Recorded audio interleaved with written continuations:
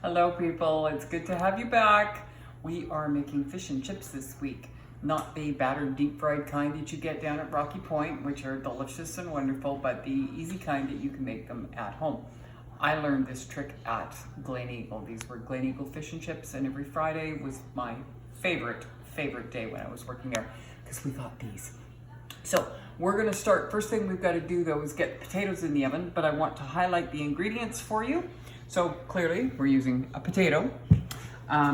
Here's our fish fillets, flour, a beaten egg, panko, barbecue sauce, which we have thinned with water so that it's just a quick little glaze on top of the fish before you batter it. You can use Frank's hot sauce if you like, but I know that you have the barbecue sauce, so I thought, you know, that's a good way to use that up. So first thing we're gonna do, we're gonna take our potato, which we've scrubbed clean, and we're going to cut it into French fries. Now remember, we talk about having a flat surface to rest your everything on. So we're gonna cut a piece off the potato, and then we're gonna turn it onto its side so that it's nice and flat and stable. We're gonna cut it into slices, kind of French fry thick. And then we're going to turn them over again, always with the flat side, and we're going to cut them into French fry width. You really can do them if you like big fat wedgie fries, then cut big fat wedgies. If you like short ones, you can cut them in half. Really, it's up to you. You can even make potato chip sizes. So we're going to take these, we're going to get them into a pot of boiling water. So first things first, they go into a pot. You fill the pot with cold water and salt it. Remember me, always salt. What you're doing here, this is called blanching. The really good restaurants that do fresh cut potatoes, blanch them first so that when they go into the hot oil, they get nice and crisp. So you're gonna blanch them by putting them on the stove and bringing them to the boil. As soon as they have started to boil, turn it off. You do not want to overcook them. The last thing you want is mushy potatoes. You just want them lightly cooked. Oh, that is, okay. So, I've already done a pot.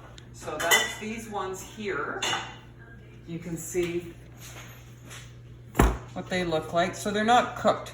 They're just starting to get firm. You're going to finish cooking them in the oven. That's what we want. Then when they're hot like that, you're going to take a bit of oil, put that on your potatoes, a goodly amount of salt, crushed pepper if you like it. You can use seasoned salt if you want to have fancy restaurant potatoes. And we're gonna give that a mix up, like that. And we're gonna spread that on the cookie sheet. But I happen to have these great silicone pan liners. If you don't have those, just line it with a bit of tin foil so that they don't stick. And then these are gonna go into the oven right away because they take longer than the fish, okay? Nice hot oven. And in they go. In the time that it takes to get your fish prepared, you should be able to have that ready to be turned, and then we'll flip them again. Oops, pardon me, I forgot. I need another sheet. Gotta have a sheet to put the fish on. So, cookie sheet, another liner. And here we go with the fish. You are getting frozen bassa fillets. All white fishes are pretty much the same. So yours are gonna look a little different than this, but basically it's still a white fish. Because yours is frozen, you need to thaw it before you cook it. And when you thaw it, frozen fish tends to be very damp. So you want to pat it dry. You see how much moisture is on that? So you want to pat it dry with some paper towel, because the last thing you want is soggy fish. The whole point of doing this is that you get yummy, crisp fish without deep frying. Not that there's anything wrong with deep frying, but it's not always easy to do if you don't have a deep fryer. So this is kind of a nice way to do it instead. We can pat dry our fish, and then we're going to season it a little bit. That's where the barbecue sauce comes in. If you don't want to use the barbecue sauce, don't use barbecue sauce. If you have any hot sauce, that's kind of nice. That's what they did at Glen Eagle. But as I said, I'm just using the barbecue sauce because that was what you got last week. I hope you enjoyed your meatloaf. The ones that I saw online looked amazing. So I hope that that was something that you and your family enjoyed. So there we go. We're all patted up nice and dry. Now what we're gonna do, I'm just gonna do this all at once. I'm gonna take my barbecue sauce, which I've thinned, and I'm just gonna brush the fillets, the fish fillets, with a little bit of this. You know, that's why we thinned it with water, so that you get the flavor, but not the thickness that comes from using a barbecue sauce. It's just enough to give it a little flavor. So there's that. Then what we're gonna do is we're gonna dip the fish in flour, then in egg, then in breadcrumbs. The reason we do that when you're doing an egg and crumb wash, you can use this for chicken, you can use this for pork tenderloin, any kind of breading. Always flour, because flour gives the egg something to stick to, and the egg is what gives your crumbs something to stick to. So that's it. And then it goes on to the sheet. So flour, egg. This is a really messy job. Crumbs. Sheet. Always use that. Okay, flour, egg. Yeah, your fingers are just gonna get gross by the time this is all done. Sometimes you'll have to stop and clean your fingers. Put a little more panko on the plate. Flour, egg, breadcrumbs. I'm gonna get another hand going here. Get this all. I think I might have to get more flour and more egg. Nice mess.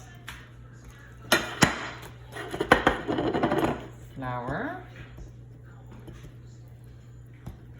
If you ever wanted to make chicken cordon bleu, for instance, you could totally take chicken breasts and do the same thing, and then put a piece of Swiss cheese, a little bit of ham. I think we might have had just a little technical glitch there, but that's okay. We'll get it all figured out. I need more flour. Excuse me.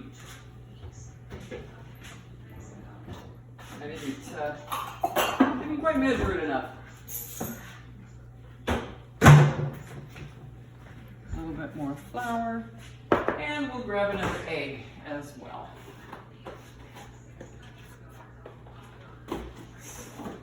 And so really, as far as the egg goes, you just crack that into the plate, give it a little flip-flop with the fork.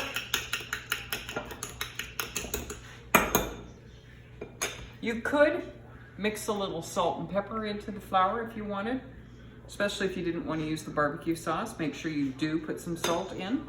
Snap. More panko. You see the mess I'm making? Holy cow. Make sure you clean up after yourselves. That's the important skill with cooking. Always clean up the mess that you make. And panko. There. One last piece. Now, your French fries at this point should be ready for a flip over. I'm gonna wash my hands again and pull those out and check them. And if they're not, your fries need about 15 minutes or so before you put in your fish.